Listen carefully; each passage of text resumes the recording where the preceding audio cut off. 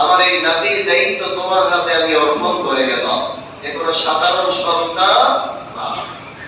দাদা Abdul Muttalib বসার জন্য খানায় কাবার পাশে ওনার জন্য একটা বসার জায়গা ছিল, এখানে আর কেউ বসতে পারত না। এই জায়গার মধ্যে, আসনের মধ্যে বসার ক্ষমতা কারো ছিল না, একমাত্র দাদা আব্দুল মুত্তালিব বসত।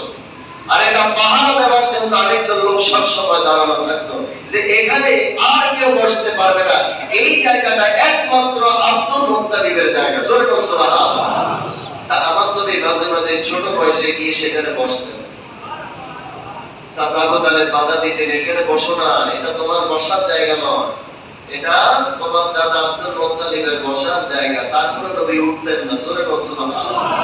দাদা আব্দুল মুত্তালিব যখন দেখতেন নাতি বসে আছে, তখন তিনি আমার নবীকে স্বাগতম জানাইতেন আর বলতেন, একে বাধা দিও না, সত্যিকার আসল এই জায়গা তারই আসল, কারণ সামনে তার বিশাল এক দায়িত্ব, সেই দায়িত্ব পালন করবে।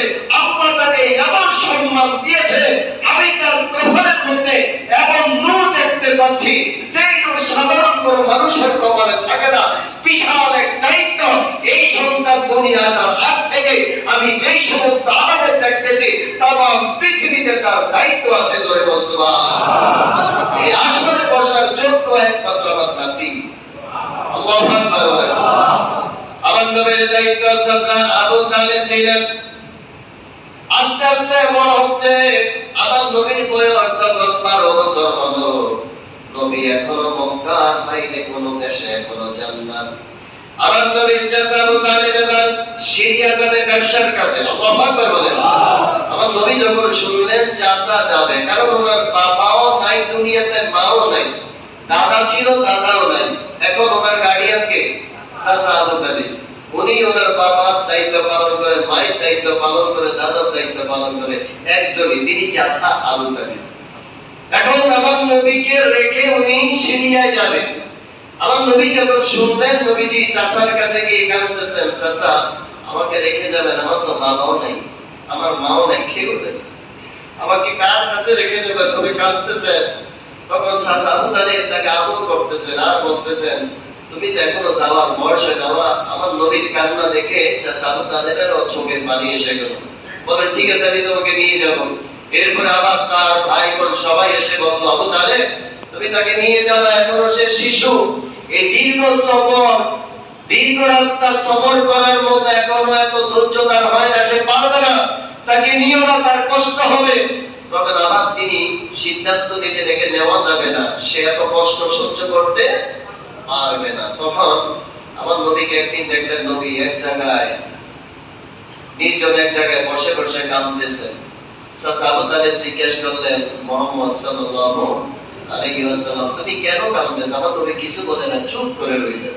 তখন চাচা বললেন, আমি তোমাকে রেখে যাব, এই বিচ্ছেদে তুমি কাঁদতেছ? নবী বললেন, না, আমি আপনার জন্যই কাঁদতেছি, আমাকে রেখে যাবেন, আমি কার কাছে থাকবো? তখন চাচা আবু তালেব বললেন, ঠিক আছে, আমি যেখানেই যাব আমি তোমাকে নিয়েই যাব, আমি একা কোথাও যাব না। জোরে বল সুবহানাল্লাহ। নির্দিষ্ট সময় আসতে রওনা দিলেন সিরিয়ার দিকে। সিরিয়ার উপশহর বসরা শহরের মধ্যে যখন গেলেন, মানে সিরিয়ার মেন শহরে যেতে হলে এই বসরা দিয়ে যেতে হবে। সুবহানাল্লাহ। যত কাফেলা ব্যবসা বাণিজ্যের জন্য সিরিয়া যায় এই রাস্তা ব্যবহার করে। বসরায় যখন গেলেন, ওই জায়গায় একটা পাদ্রী ছিল, বুহায়রা নামক পাদ্রী। নাম কি? বুহায়রা। এই বুহায়রা পাদ্রী, তার একটা গির্জা ছিল, এই গির্জার মধ্যে সে একাই থাকতো। বহু বছর পর্যন্ত এখানে একজন মানুষের তালাশে যত কাফেলা যায়, এই বুহায়রা দূর থেকে লক্ষ্য করে কাফেলার অবস্থা, হাজার হাজার কাফেলাকে দাওয়াত দিয়ে সেখানে মেহমানদারি করিয়েছেন শুধু একজনের তালাশে, তিনি হচ্ছেন আখিরি জামানার নবীর তালাশ। জোরে বল সুবহানাল্লাহ। কারণ বুহায়রা আসমানি যত কিতাবগুলি আছে, তাওরাত, জবুর, ইনজিল, এই কিতাবগুলি পড়ে জানতে পেরেছেন আখিরি জামানার নবী এই রাস্তায় যাবে। ওনার বয়স যখন 12 বছর, তখন উনি এই রাস্তা দিয়ে আসবেন। আসার পরে এখানে কি অবস্থা হবে সব কিছু দেখা হয়েছে। উনি দেখতেছেন শত শত হাজার হাজার কাফেলা গিয়েছে, কিন্তু কিন্তু আল্লাহর নবী সাক্ষাৎ পান না। আজকে একটা কাফেলা গেছে, উনি দূর থেকে লক্ষ্য করে দেখতেছেন এই কাফেলার উপর দিয়ে একটা মেঘের ছায়া যাচ্ছে, জোরে বল সুবহানাল্লাহ। এই কাফেলা যেই দিকে যায় ওই মেঘের ছায়া সেই দিকে যাচ্ছে। উনি দূর থেকে তাকিয়ে দেখতেছেন কার মাথার উপরে এই অবস্থা। উনি দেখতেছেন একটা শিশু বাচ্চা, বালক বাচ্চা, যার মাথার উপরে মেঘের খন্ড ছায়া দিচ্ছে, জোরে বল সুবহানাল্লাহ। উনি খুশি হয়ে গেলেন যে বহু বহু বছর পর্যন্ত আমি এখানে রয়েছি, আমার কাঙ্ক্ষিত বস্তু মনে হয় আমি খুঁজে পেয়েছি। আল্লাহু আকবার। উনি তাকিয়ে দেখলেন আল্লাহর নবী যেই গাছের নিচে যায় ওই গাছের ডালগুলি একেবারে যদি ওনার মাথার উপরে এসে যায়। আমার নবী উনি দূর থেকে লক্ষ্য করে দেখলেন একটা গাছ, অনেক দিন পর্যন্ত একটা মৃত গাছ, এখানে এই গাছটা একেবারে শুকিয়ে কাঠ হয়ে গেছে। এই গাছের গোড়াতে আল্লাহর নবী বসার শ্বাসের সাথে সাথে এই গাছটা জিন্দা হয়ে গেছে। আল্লাহু আকবার। আমার নবীর ছোঁয়া লাগার সাথে সাথে এই গাছটা জীবিত হয়ে গেছে। সাথে সাথে এই গাছের মধ্যে ডালপালাগুলি আপনার পাতায় ভরপুর হয়ে গেছে, ফুলে ফলে ভরপুর হয়ে গেছে। আল্লাহর নবীর এই অবস্থা দেখার পরে ওই বুহায়রা নিশ্চিত হয়ে গেলেন যে বহু বছর পর্যন্ত যার অপেক্ষায় আমি, তিনিই হচ্ছেন সেই আখিরি জামানার নবী, জোরে বল সুবহানাল্লাহ। এবার তিনি খোঁজ নিলেন এই কাফেলার সরদারকে, জানতে পারলেন এই কাফেলার সরদার হচ্ছে আবু তালেব। ওনাকে সংবাদ দিলেন যে আপনার এই কাফেলা নিয়ে আমার এই রোজরার মধ্যে আসেন, গির্জায় আসেন, মেহমানদারি করাবো। এই দাওয়াত পাওয়ার পরে সবাই আসছেন নির্দিষ্ট সময় খাবার জন্য, রান্না বান্না হচ্ছে। আল্লাহু আকবার বলেন। উন্নত মানের রান্না, কারণ আখিরি জামানার নবীকে আপ্যায়ন করাবে। আল্লাহু আকবার বলেন। কাফেলার উদ্দেশ্য নয়, উদ্দেশ্য হচ্ছে আখিরি জামানার নবীকে আপ্যায়ন করা। আল্লাহু আকবার বলেন। ওই বুহায়রা নামক পাত্রী বিশাল আয়োজন করে রান্না করতেছে। আর এই গির্জা থেকে বেশ কিছু দূরে আমার নবীর কাফেলা, সবাই নির্দিষ্ট সময় আসতেছেন খাওয়ার জন্য। এখন সিদ্ধান্ত হচ্ছে আমাদের যে কাফেলার আসবাবপত্র রয়েছে এগুলোকে পাহারা দিবে।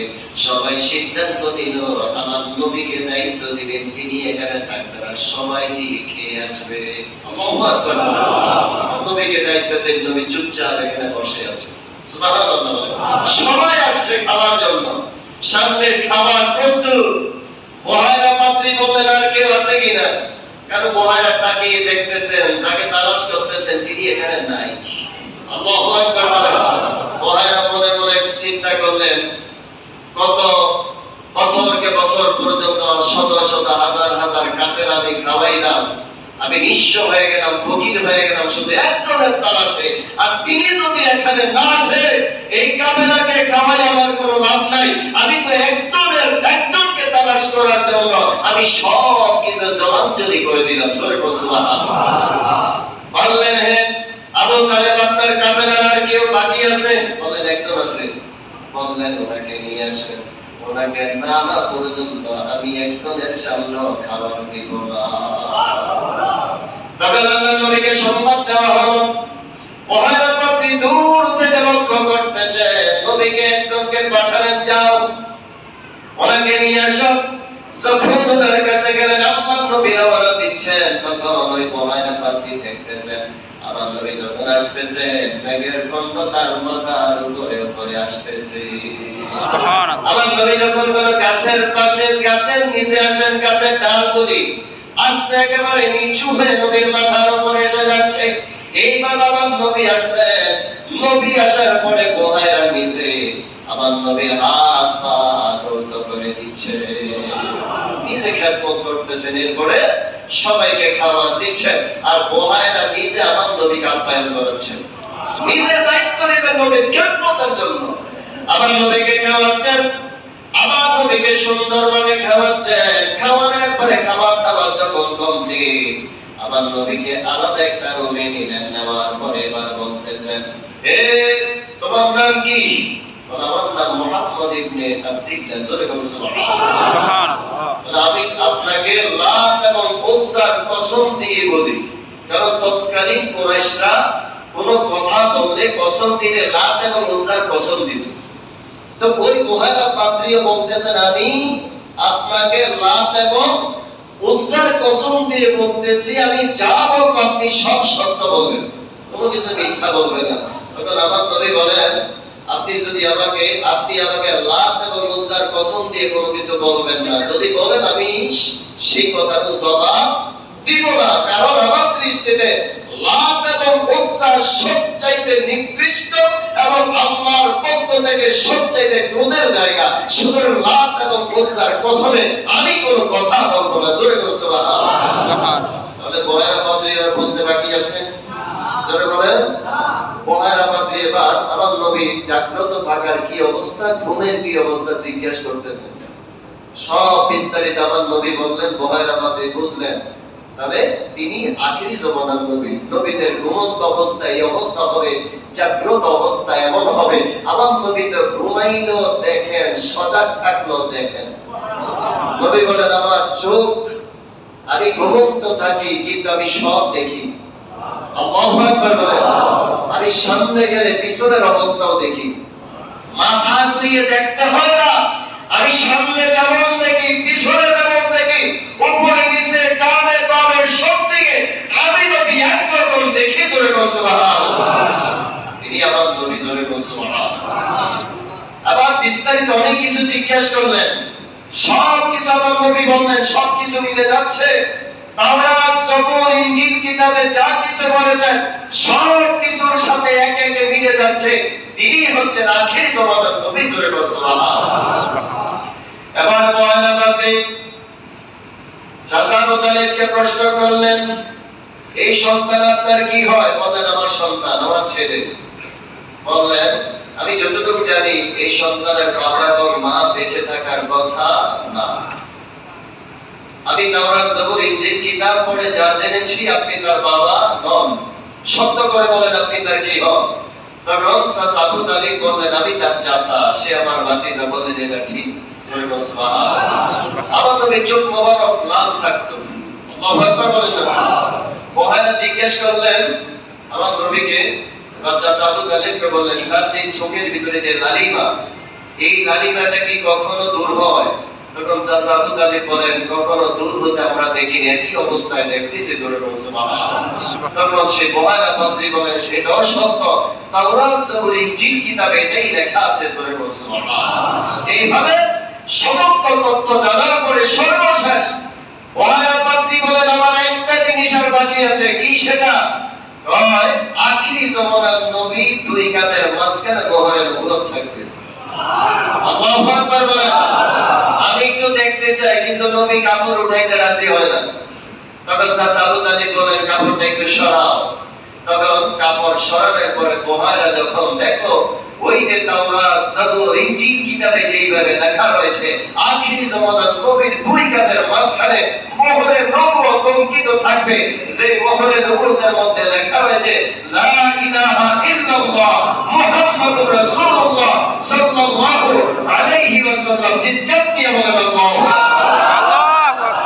বহেরা পাদ্রী যখন এই মোহরে নবুয়ত দেখলো, নিজেকে আর কন্ট্রোল করে রাখতে পারলো না। তিনি এগিয়ে গিয়ে আমার নবীর কাঁধ মোবারকের মধ্যে, মোহরে নবুয়তের মধ্যে চুমা লাগিয়ে দিল, জোরে বলুন সুবহানাল্লাহ। আর বললেন, হে আবু তালেব, আপনার সাথে আপনার যে ভাতিজা, আমি তাওরাত, জবুর, ইনজিল কিতাব আমি পড়েছি, সব কিছু আমি জানি। আমি ইতিমধ্যে যা কিছু আলামত দেখেছি, আর বিন্দু মাত্র সন্দেহ নাই, আপনার ভাতিজাই হবে আখির জামানার নবী মুহাম্মদুর রাসূলুল্লাহ সাল্লাল্লাহু আলাইহি ওয়াসাল্লাম। জবান করে বলেন, আল্লাহু আকবার। আমি যতটুকু জেনেছি, এটা যদি ইহুদিরা জানে, ইহুদি আলেমরা যদি আপনার এই নাতি, আপনার এই ভাতিজা সম্পর্কে জানে, তারা হত্যার জন্য ষড়যন্ত্র করবে। কারণ সিরিয়ার মধ্যে বড় বড় ইহুদি পাদ্রী রয়েছে, এরা এই আপনার এই ভাতিজার সংবাদ পাইলে তারা তাকে হত্যার জন্য চেষ্টা করবে। আবার আমার পরামর্শ যা আপনি সামনে যাবেন না, আপনি এখান থেকে আবার আপনি মক্কাতুল মুকাররমায় চলে যান। আপনার ভাতিজার খেয়াল রাখবেন যাতে তাকে কেউ কষ্ট দিতে না পারে, কারণ তিনি হচ্ছেন আল্লাহর হাবিব, আখির জামানার নবী। জোরে বল সুবহানাল্লাহ। চাচা আবু তালিব বললেন না শুনার পরে আমি আর সামনে যাব না, সিদ্ধান্ত নিলাম সবাইকে বললাম বিশেষ কারণে আমরা এবার সিরিয়ার মধ্যে যাব না, আমরা এখানেই বিক্রি করব, আমাদের মাল সামান এখানেই বিক্রি করব, কারণ মেন শহরে বিক্রি আর একটু গ্রামের মধ্যে বিক্রি এক সমান হবে। গ্রামে তো একটু আপনার রেট ওইভাবে পাওয়া যাবে না, কম পাওয়া যায়। যা হোক বাধ্য হয়ে তিনি এখানে বিক্রি করবেন। চাচা আবু তালেব পরে আমার জীবনে যত ব্যবসা করেছি, যত শহরে কি আমি আমার পাঁচসামানা বিক্রি করেছি, এই বছর যে গ্রামের মধ্যে আমি বিক্রি করলাম এত লাভ জীবনে কখনো হয় না। সুবহানাল্লাহ। আর এই বরকতটা হয়েছে আমার নবীর কারণে। সুবহানাল্লাহ। এবার আমার নবী বিদায় হয়ে আসতেছেন, পয়লা পাত্রী দীর্ঘ পথ পাড়ি দিচ্ছেন, আল্লাহর হাবিবকে বিদায় দিচ্ছেন। মনটা মানে না, যার জন্য কত শত বছর এখানে তিনি অপেক্ষা করতেছেন আখির জামানার নবীর কারণে। এবার বিদায় দিচ্ছেন, এই পথে যাচ্ছে মক্কার দিকে। পয়লা পাত্রী বলেন একটু দূরে গেলে দেখা যায় না, তখন তিনি পাহাড়ের উপরে উঠে এইভাবে আল্লাহর নবীর দিকে তাকিয়ে আছেন আর কাঁদতেছেন আর বলতেছেন, এই নবীর জন্য আমি আমার জীবনের অধিকাংশ সময় অতিবাহিত করলাম, আমার যত সম্পদ ছিল সবকিছু আমি শেষ করে দিলাম, আজকে সেই নবীর দেখা পাইলাম, আবার নবী চলে যায়। বলতেছেন আল্লাহ যদি আমি হায়াত পাই, ওই যখন নবুয়ত প্রচার করবে, তোমার পক্ষ থেকে হুকুম আসবে, যখন দাওয়াত দিবে, আমি যদি হায়াত পাই, আমি তার উপরে ঈমান আনবো সর্বপ্রথম। এখন আমি তার উপরে কালেমা পড়তেছি না ইলাহা ইল্লাল্লাহু মুহাম্মাদুর রাসূলুল্লাহ।